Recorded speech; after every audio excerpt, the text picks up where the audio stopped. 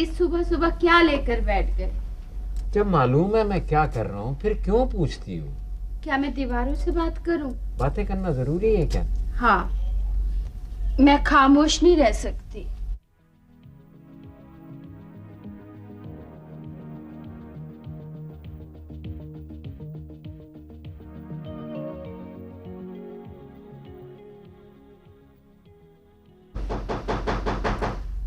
देखो तो जरा कौन आया है।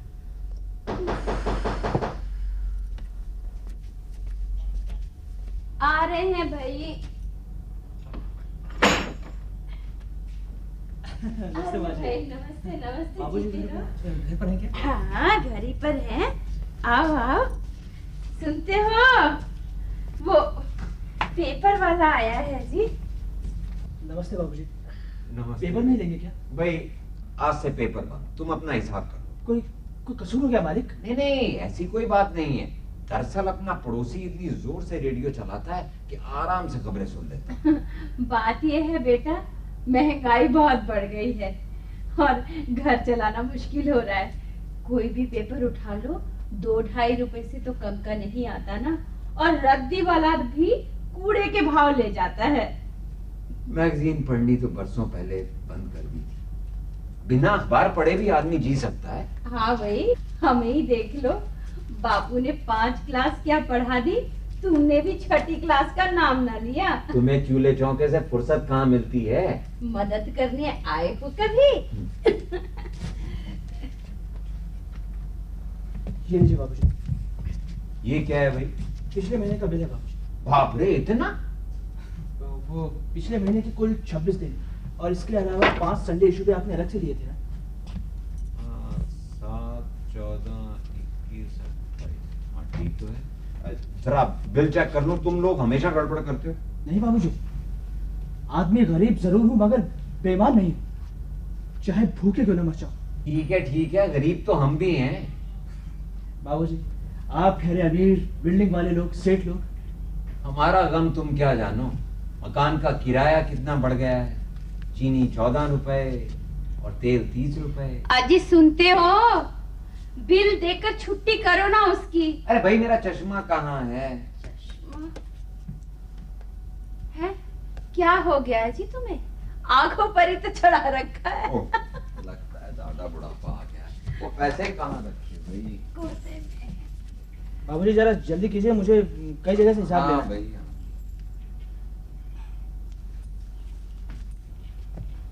ये लो जी। माफ कीजिएगा बाबूजी, वो 50 मिनट छुट्टे नहीं है। कोई बात नहीं, तुम ही रहने रख दो। लो बेटे, तुम ही रख। नहीं बाबूजी, मैं कल दे दूंगा। किसी के 5 पैसे तो मुझे बोझ लगते हैं। अच्छा, इतनी खुददारी है तुम में? बीए पास हो बाबूजी, नौकरी के लिए कई जगह धक्के खाए, आखिरकार पेपर वाला बन गया। जब तक अपनी एजेंसी न खोल लूं चैन से नहीं बैठूंगा। वह बरकुरदार, हौसला बुलंद रहे। मगर आप जैसा एक अच्छा और पुराना ग्राहक छूट गया बाबूजी, इसका मुझे दुख है। इससे रिश्ता थोड़ी ही टूटेगा। तुम कभी कभार आ जाया करो। सच कहता हूँ बाबूजी, आप जैसे भले इंसान कहाँ मिलते हैं। ये तुमने कैसे मान लिया? कितने सालों से जुड़ा रहा हूँ आपसे, पता नहीं क्यों एक अपनापन सा मिलता है यहाँ पर आकर। आज तक एक चाय नहीं पिला सके और तुम फिर भी। तो इसमें क्या फर्क पड़ता है बाबूजी? इस शहर में 2 मीठे बोल भी कौन बोलता है? ठीक कहते हो बेटे। अब फिर ना जाने तुमसे मुलाकात कब हो। आज तुम चाय पी कर ही जाओ। अरे नहीं बाबूजी, ऐसा है कि आज मैं जल्दी में हूँ, फिर कभी फुर्सत से आऊंगा। हाँ देखो, मेरी इतनी सी बात नहीं मानोगे? अरे दुलारी, जनती हो, जरा चाय तो बना के लाना। नहीं बाबूजी, क्या है कि मैं अपना संकल्प नहीं तोड़ सकता। आप प्लीज बुरा मत मानिएगा। लेकिन बेटा मैंने तो चाय रख दी। माँ जी मैं माफी चाहता हूँ। दरअसल बेरोजगारी से जूझते जूझते चाय छूट गई मेरी। कितना आदर्श लड़का है। बाबूजी, आप मुझे भी अपने बेटा ही समझिए ना। और अगर मेरे लिए कोई भी काम हो कभी भी, तो आप निसंकोच मुझसे कह सकते हैं। बेटा ने कहा, यही हमारे लिए बहुत है। बेटा, आजकल दुनिया में लोग शब्दों से नहीं कह पाते हैं और तुम तो कुछ करना चाहते हो। बाबूजी, एक बात कहूं आपसे?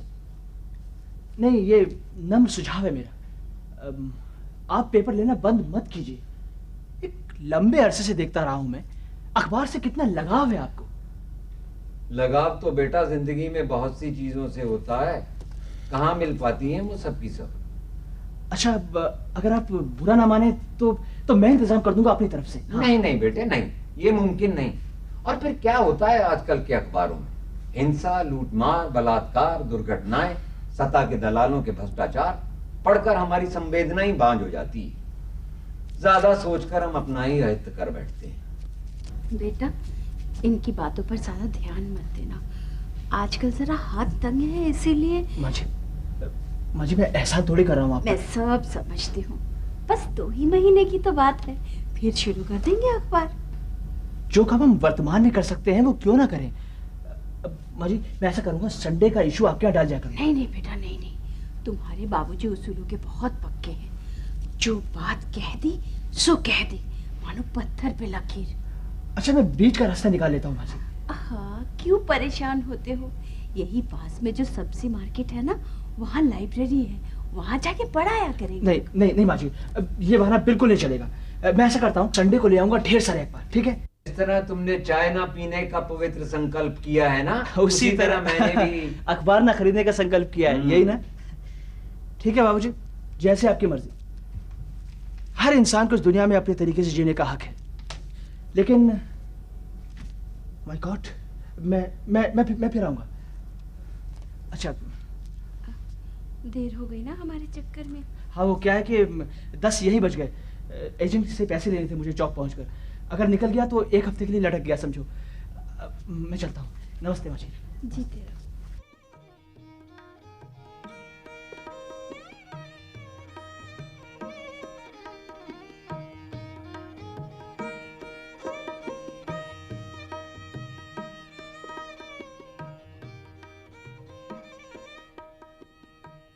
मुंह लटक गया था बेचारे का, ले ही लेते उसका अखबार तो क्या फर्क पड़ता। उसके सामने तो बड़ी सिद्धांतों की बातें कर रही थी, उसके जाते ही मुझे कमजोर बना रही है। भाई देखो, जो मेरी समझ में आया सो मैंने किया। हाँ, बात तो तुम्हारी ठीक है, उसने हमें मनाने की बहुत कोशिश की, लेकिन तुम खुद सोचो दुलारी, वो बेचारा 1 महीने में क्या कमा लेता होगा, और ऊपर से ये बोझ। नहीं नहीं, ये हाँ, ये बात तो ठीक है तुम्हारी, पर मुझे लगता है ना जाने वो क्यों हमारे करीब आना चाहता है, नहीं? हाँ, शायद इसीलिए हमें समझने की कोशिश कर रहा हो। क्या फायदा हमसे जुड़कर? ऐसे संबंधों में नफा नुकसान थोड़ा ही देखा जाता है। आदमी को आदमी से जरूरत पड़ती है, फिर क्यों वो उससे डरता है? तुम तो उससे नहीं डरते ना? नहीं, मैं आदमी से नहीं, आदमी की मानसिकता से भय खाता हूँ। चलो, कोई तो मिला इस शहर में हमें पूछने को। भगवान भला करे उस लड़के का।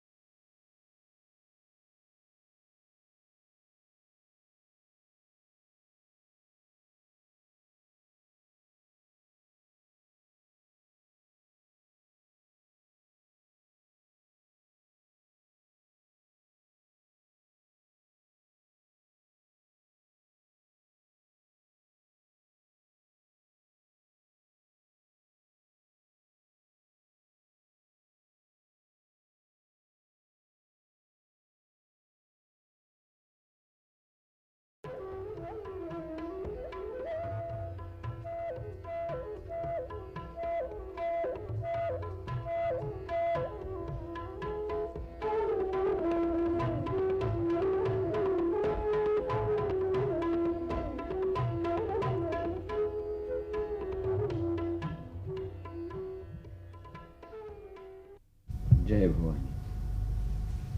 जय भवानी। हो गया सुबह सुबह सैर सपाटा? तुम भी तो नहा धोकर देवी जैसी पवित्र लग रही हो। तुम्हारे लिए चाय बनाऊं? मेरे लिए भी एक प्याली चाय बना देना भाभी। अरे भाई साहब, आप कब आए, कुछ पता ही नहीं चला। देखिए, दोनों मित्र मिलकर अगर मेरा मजाक बनाएंगे तो चाय नहीं मिलेगी। नहीं नहीं भाभी, मैं तो चौरंगी से कह रहा था, आप दोनों की जोड़ी आहा आज भी भाभी। कोई नहीं मिला सुबह सुबह जो हमें बना रहे हैं। मेरे कान में यही तो कह रहा था कि जोड़ी तो अच्छी है, मगर खूबसूरत औरतों के दिमाग कम होता है। खामखा क्यों भड़का रहे हो भाई मेरे खिलाफ?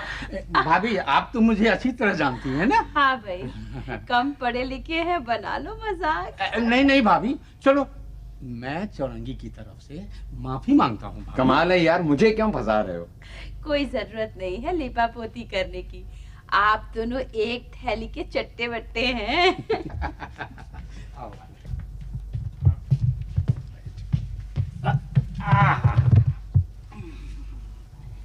हाँ भाई, आज का अखबार देना, कल भी नहीं पढ़ सका। कमाल करते हो यार, तुम भी आते ही अखबार की रट लगाते हो। यार कोई हालचाल पूछना चाहिए, कोई इधर उधर की बातचीत करनी चाहिए। अरे भाई ये बात दरअसल बरसाती भाई, बात ये है कि इस महीने से हमने अखबार लेना बंद कर दिया है। बंद कर दिया? अरे भैया, इतनी बचत करके क्या करोगे? भाई दुनिया में खाली हाथ आए थे और खाली हाथ ही जाना पड़ेगा। हाँ, रिटायरमेंट के बाद बंदी मंदाई पेंशन मिलती है। हाँ। बचत नहीं करेंगे तो घर कैसे चलेगा? भैया मैं तो तुमसे 5 साल पहले ही रिटायर हो गया। पर देखो। पर क्या, बाप पर कर्जा लदवाकर बीवी के साथ विदेश में बस जाने वाली निकम्मी औलाद तो पैदा नहीं की तुमने। सॉरी चौरंगी भाई, मेरा ये मतलब कतई नहीं था। तुम्हारे राकेश के बारे में हर हमेशा मेरे दिमाग में यही सोचता रहता। हाँ यार, जिंदगी भर ना तो सैर सपाटे किए, ना होटल रेस्टोरेंट में गए, यहाँ तक के पान बीड़ी से भी दूर भागता रहा हूँ मैं। फिर वही पुराना राग आलापना शुरू कर दिया तुमने। पर चौरंगी, अरे कैसे छोड़ दूं, यहाँ तो पल पल भारी पड़ रहा है। पर चौरंगी, जीवन में इन्हीं मुश्किलों से तो लड़ने के लिए हम लोग यहाँ पर आए हैं। पर यार अब मैं बहुत थक गया हूँ, रियली रिटायर होना चाहता हूँ। नहीं नहीं बंधु, जब तक जियोगे आराम नहीं मिलने वाला है भाई। हाँ ये बात तो है, जब भवसागर में कूद पड़ा हूँ आखिरी सांस तक तैरना ही पड़ेगा।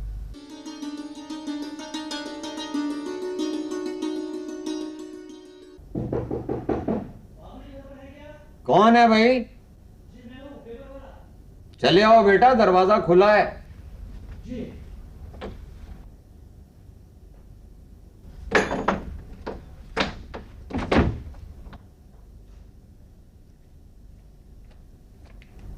नमस्ते बाबूजी।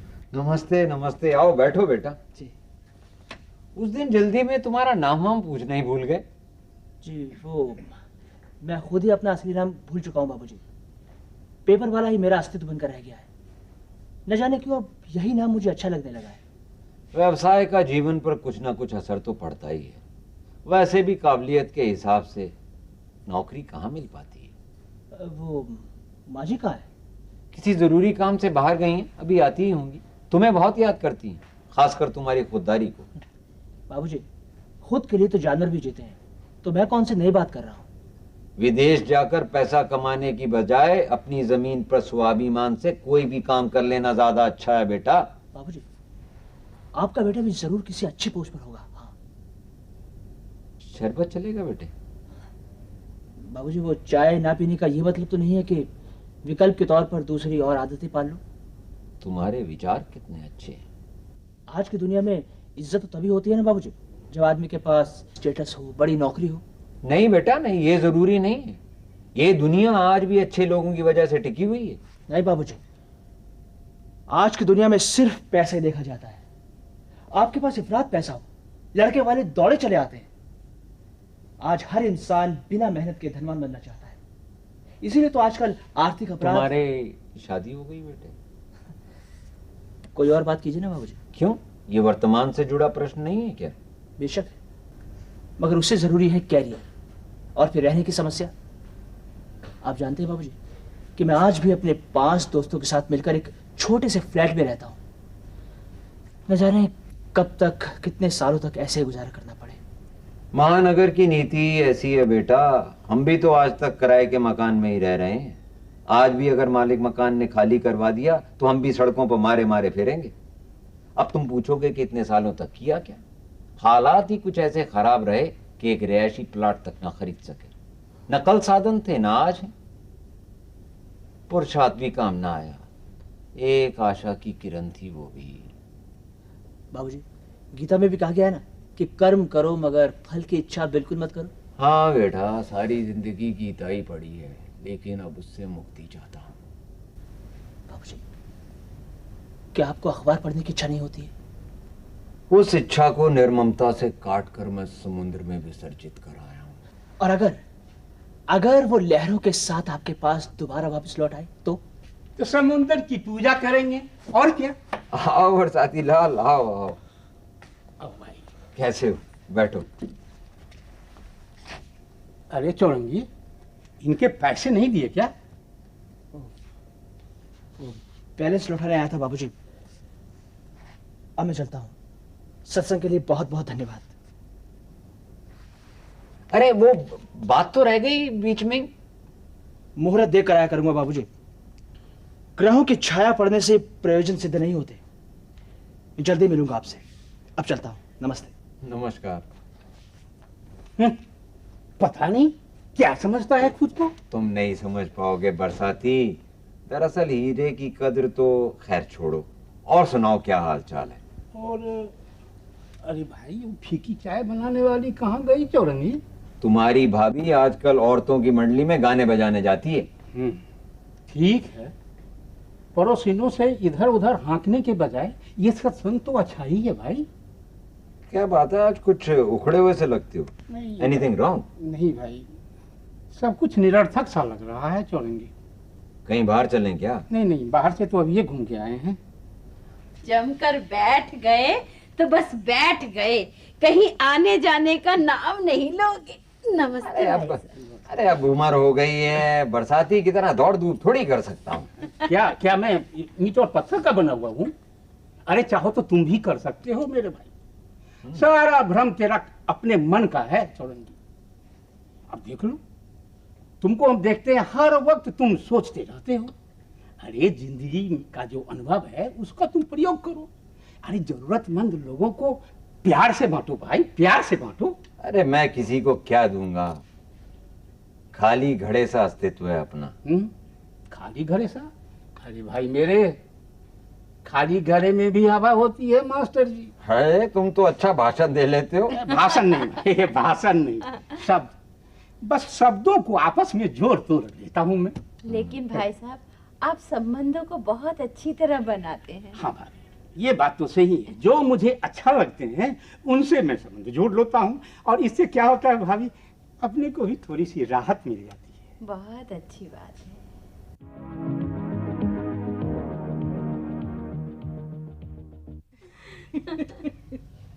राकेश की चिट्ठी आई हुई? आते ही रहता है। कैसा है? ठीक ही है। अपनी मेम के साथ आता होगा, या फिर आप उसके पास जा रहे हैं? ना वो आ रहा है ना हम जा रहे हैं। क्यों? क्योंकि उसके वहां रहने में ही मेरी संतुष्टि है। ये बात तो ठीक है बहन, लेकिन माता पिता का अपने बेटे के पास तो आना ही चाहिए ना। क्यों? क्यों आना चाहिए? जो व्यक्ति अपने प्रियजनों को छोड़कर किसी दूसरी जमीन पर पांव रखता है, कितनी उथल पुथल से गुजरता होगा वो। नए लोग, नया शहर, नया वातावरण। अभी नाव किनारे पर लगी भी नहीं होती कि हवा के झोंके आने लगते हैं। अगर वो वहां पर खुश है तो हमें भी यहाँ कोई खास परेशानी नहीं है। तो फिर हम क्यों अकारण उसकी रची बसी जिंदगी में जाकर बाधा बनकर खड़े हो जाए? फिर भी अपने बच्चे से खुशहाली की उम्मीद तो होती है ना। मुझे कोई उम्मीद नहीं होती। मैं जानती हूँ ये इच्छा और उम्मीद ही अपने दुखों को बुलावा देना होता है। मैंने ज्ञान विज्ञान तो पढ़ा नहीं है बहन, लेकिन इतना जरूर जानती हूँ कि जो इंसान इच्छा के सहारे जीता है वो अपने दुखों को बुलावा देता है। बस। तो तुम्हारी बातें तो महाराज के प्रवचन जैसी लगती हैं। वो सब मैं नहीं जानती प्रवचन जैसी लगती है या नहीं। बस मैं इतना जानती हूँ कि मैं सीधी सादी गृहस्थन औरत हूँ। नमस्कार भाई साहब। नमस्ते शकुंतला बहन, क्या बात है आजकल तुमने पड़ोसियों का हालचाल पूछना ही बंद कर दिया? नहीं भाई साहब, ऐसी बात नहीं है। वो क्या है, चोपड़ा साहब गए हैं पंजाब और विक्की भी यहाँ नहीं है, इसलिए घर से निकलना होता ही नहीं है। तो आप भी आजकल हमारी तरह हो गई हैं, अकेली? कुछ दिनों की बात है भाई साहब, फिर तो ये लोग लौट के आएंगे सब। सो तो है। अच्छा दुलारी बहन, चलती हूँ। मेरा मर्तबान। हाँ बिल्कुल चिंता मत करो, इसे धूप में रखा करूंगी और धूप ढलते ही छांव में।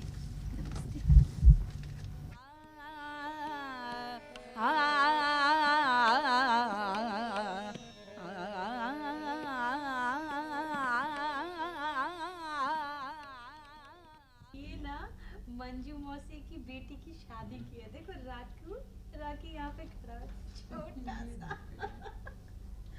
इसमें मैं तुम्हें एक और बात दिखाऊंगी। इस तरफ है, देखो इसमें देखो, ये देखो कुछ, ये जो है ना, ये मंजू मौसी की शादी की तस्वीर है। ये देखो राखी कितना छोटा है इसमें। फटी निक्कर में। भाई ये दे। हाँ, तो कॉलेज जाने लगा था जब का है ये।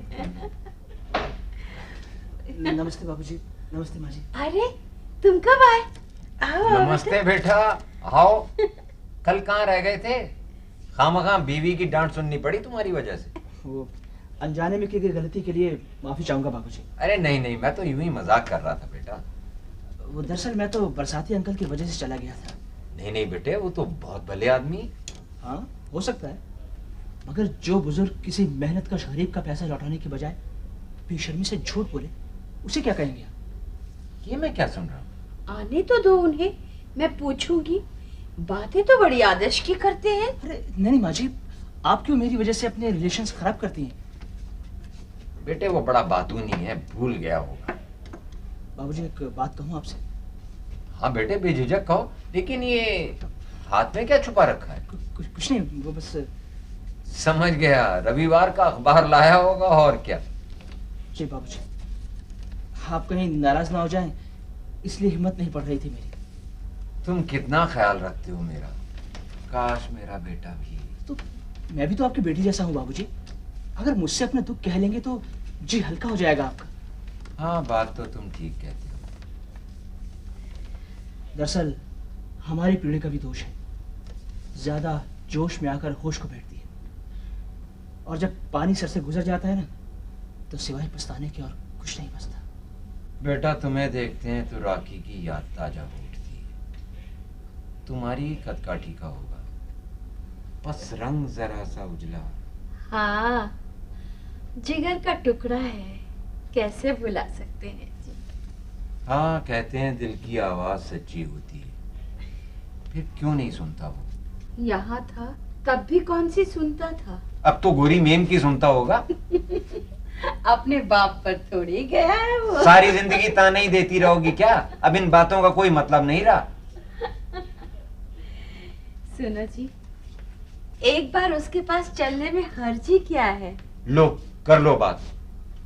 मैं हर महीने पेंशन लेने ट्रेजरी जाने के लिए रोता रहता हूं, और ये फॉरेन जाने के लिए कह रही हैं। जानती हो यहां से कनाडा जाने के लिए एक आदमी का टिकट कम से कम 30-40 हजार का होगा, और फिर पासपोर्ट, और फिर वीजा के लिए एम्बेसियों के चक्कर। नहीं दुलारी नहीं, ये नहीं हो सकता। तो फिर क्यों फोन पर उसे झूठी तसल्ली देते रहते हो? हैं? दिवाली पर आएंगे, अगले साल देखेंगे, क्यों नहीं सारी बातें सच सच कह देते? यही तो मुश्किल है, उसको खुल के कह भी तो नहीं पाता। औलाद चाहे कितनी ही बुरी क्यों ना हो, एक बार उसकी रची बची जिंदगी देखने को मन करता है। फोन पर चाहे कितनी ही बातें क्यों ना कर लो, कलेजे को ठंडक नहीं पहुंचती। माँ का दिल कितना विशाल और गहरा होता है, ये मुझे आज पता लगा। उसका भी तो कोई फर्ज बनता है हमारे लिए, उसका भी तो जी करता होगा हमें मिलने को। कम से कम हमारे आने जाने की टिकटों का ही इंतजाम कर दे। पता नहीं क्या हो गया उसको। तुझे पता है बेटे, बचपन में बहुत भोला भाला था, बिल्कुल कंगारू के बच्चे की तरह छाती से चिपका रहता था वो। पढ़ने में बहुत होशियार था मेरा लाल। वो तुझे क्या बताऊं, जब बड़ा हो गया, कॉलेज जाने लगा, तब भी कभी भी मुझसे पूछे बगैर घर के बाहर कदम नहीं रखता था। वो तो बुरा हो उस राम बाबू दलाल का। अब रहने भी दो राखी की माँ, तुम्हें मालूम है पुरानी बातों से मेरा ब्लड प्रेशर बढ़ने लगता है, फिर तुम ही भागती फिरोगी इधर उधर परेशान होकर। यही शेयर बाजार में उसका दफ्तर था। वो पढ़े लिखे नौजवानों को विदेशों में नौकरी दिलवाने का काम किया करता था। राखी भी उसके चक्कर में आ गया बेटा, और लड़ झगड़ कर बाबूजी से 20,000 रुपए ले गया। अब छोड़ो भी राखी की माँ उन बातों को। कनाडा में इंजीनियर की नौकरी दिलवाऊंगा, ऐसा कहता फिरता था वो राम बाबू दलाल। एजेंट से पासपोर्ट का कागज पाकर तो जैसे हवा में उड़ने लगा था। यहाँ रहे तो भूखा मर जाएगा। 1 महीने में सामान बांध कर चला गया। और हम अकेले रह गए। हम तो जैसे पागल हो गए थे। 1 साल तक कोई खबर नहीं आई। इसी बीच बाबूजी को दौरा पड़ गया,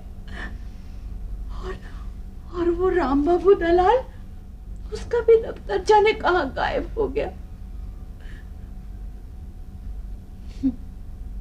फिर अगले साल चिट्ठी आई, बहुत मुसीबत में हूं, 10,000 रुपए भिजवा दो। किसी तरह कर्जों का बंदोबस्त किया और उसे पैसे भिजवाए गए।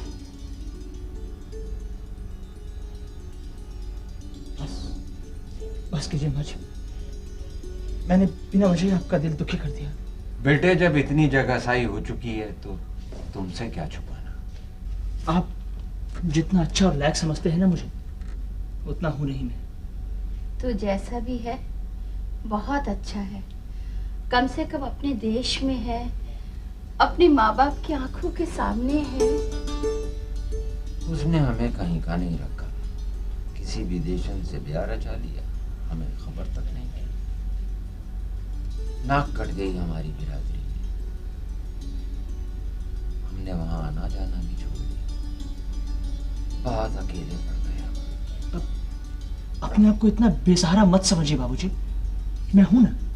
तो ठीक कहता है, सारे बेटे तो श्रवण कुमार नहीं हो सकते ना। जाने क्यों तू मेरी ममता को खींचता है रे। अगर आपके चरण छूने की इजाजत मिलेगी तो मैं अपने आप को धन्य समझूंगा। हमारे आशीर्वाद में इतनी ताकत कहाँ है अब। ये तो आशीर्वाद लेने वाला ही जानता है, और फिर अगर मेरे कर्म बुरे होंगे तो मुझ तक आपका आशीर्वाद कैसे पहुंचेगा बताइए।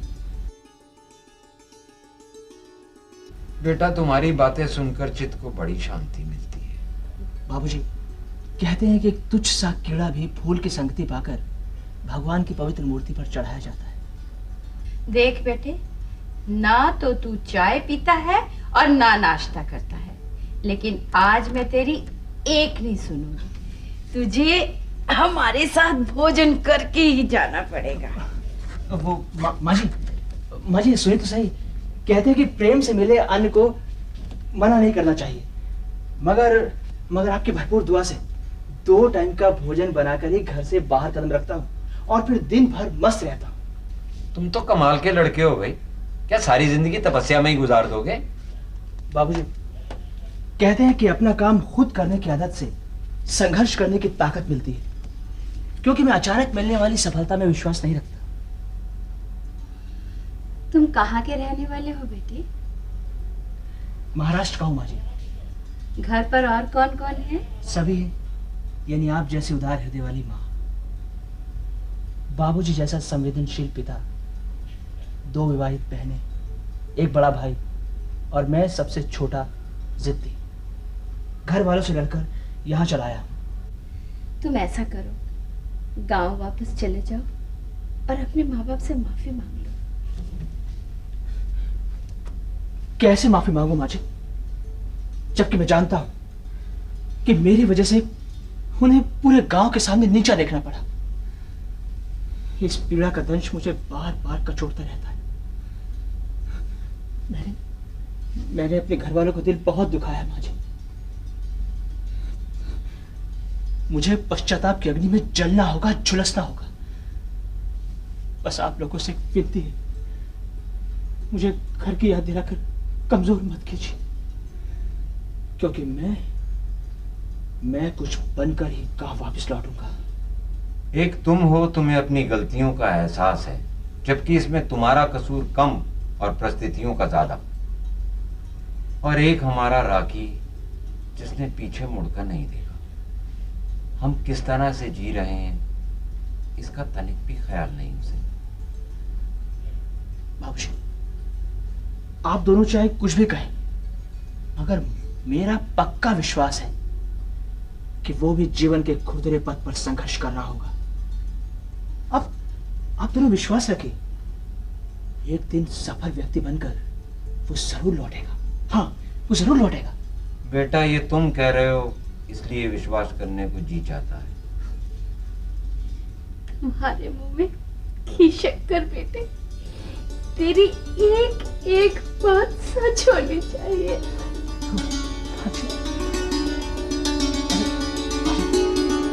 लगता है मुझे चलना चाहिए, बहुत देर हो गई। मगर हाँ, जाने से पहले एक बात फिर आपसे कहना चाहता हूँ। कहो बेटे। बाबूजी, मैंने आज तक आपसे कुछ नहीं कहा, मगर मैं हमेशा आप में अपने पूज्य पिताजी का अंश देखता आया हूँ। हम भी तो आपको तुम्हें अपना बेटा ही समझते हैं। हाँ हाँ, तो फिर आप क्यों नहीं अपने इस बेटे की एक छोटी सी बात रख लेते? मैं अच्छी तरह जानता हूँ बाबूजी कि अखबार पढ़ना आपके दैनिक जीवन का एक अहम हिस्सा है। कुछ दिन पहले जब आप अखबार लेना बंद कर रहे थे, तो पता नहीं क्यों मेरे अंदर आपका एक अंश मर रहा था। उस वक्त मैं कुछ कह नहीं पाया था, क्योंकि आपका स्वाभिमान आड़े आ गया था। नहीं बेटा, ऐसा कुछ नहीं हुआ। मुझे क्या आपके हर रोज अखबार पढ़ने की इच्छा नहीं होती? इच्छा क्यों नहीं होती, लेकिन कुछ नहीं। आप सुबह सैर को तो निकलते होंगे ना? हर रोज मुझे अकेला छोड़कर। तुम्हारे घुटने में दर्द नहीं होता? नो प्रॉब्लम, मैं शाम को फर्स्ट क्लास आयुर्वेदिक दवा लेकर आऊंगा। बस तुमने इतना खा, अब इसके घुटने का दर्द जाता है। तो सुनिए बाबूजी, गांधी चौक के घुरव प्रसाद के ठेले के सामने आपको रोज सुबह 6 बजे पहुंचना होगा। आ जाया करूंगा, लेकिन का जवाब ये है कि हम सब अखबार वाले वहां इकट्ठे होकर अखबारों की छटनी करते हैं, उसके बंडल बनाते हैं, और उस दरमियान मैं कुछ तुम्हारा मतलब नहीं समझा बेटा। बाबूजी, उस दरमियान आप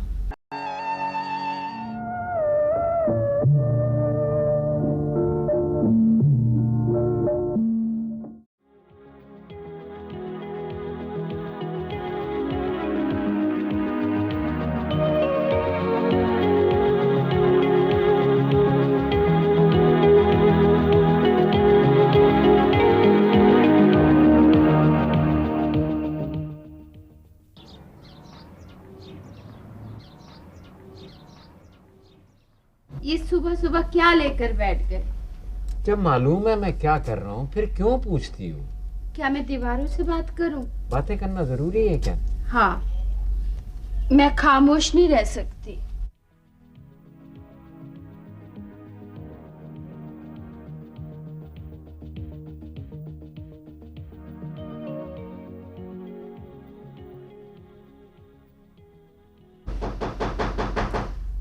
देखो तो जरा कौन आया है।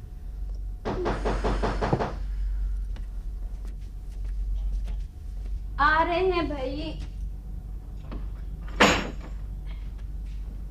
नमस्ते माँ जी। भाई नमस्ते नमस्ते। बाबूजी जीते रहो। घर पर हैं क्या? हाँ घर ही पर हैं। आओ आओ। सुनते हो वो पेपर वाला आया है।